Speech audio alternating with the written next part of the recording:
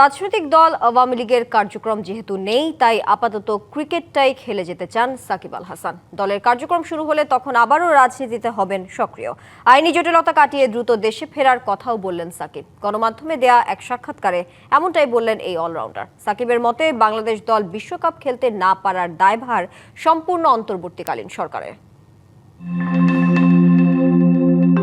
জুলাই আন্দোলনের পর থেকে বেশ কয়েক দফা চেষ্টা করা হয় সাকিব আল হাসানকে দেশে ফেরানোর। সেই ফেরা নিয়ে যথেষ্ট হয়েছে জল খোলা। অবশেষে সাকিব নিজেই মুখ খুললেন। ডেইলি স্টারকে দেওয়া এক সাক্ষাৎকারে বাংলাদেশের ক্রিকেটের বর্তমান অবস্থা আর তার দেশে ফেরা নিয়ে কথা বললেন সাকিব।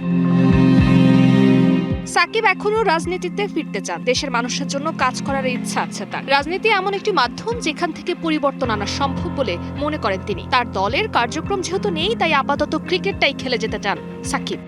সিলভার টিপ কন্ট্যাক্টে তৈরি নিরাপদ ও নান্দনিক ক্লিক সুইচ নির্ভরতা জীবন জুড়ে।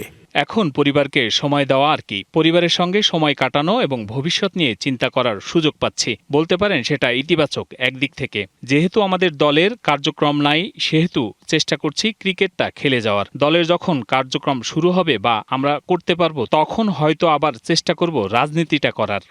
দেশে ফেরার ব্যাপারে এখনো 100% আশাবাদী সাকিব আল হাসান। দ্রুত আইনি বিষয়গুলো কাটিয়ে উঠবেন বলেও বিশ্বাস তার।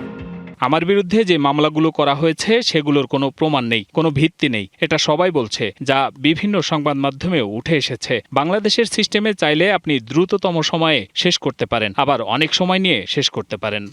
জুলাই গণঅভ্যুত্থানের সময় নীরবতার জন্য ব্যাপক সমালোচিত হন সাকিব। গেল বছরের অক্টোবরে দেশের মাটিতে ক্যারিয়ারের শেষ টেস্ট খেলতে চেয়েছিলেন। পরে অবশ্য ছাত্র জনতার প্রতিবাদ এবং ক্রীড়া মন্ত্রণালয়ের পরামর্শে আর দেশে ফেরা হয়নি তার। ফারজানা জাহান প্রিয়া, ডিবিসি নিউজ ডেস্ক।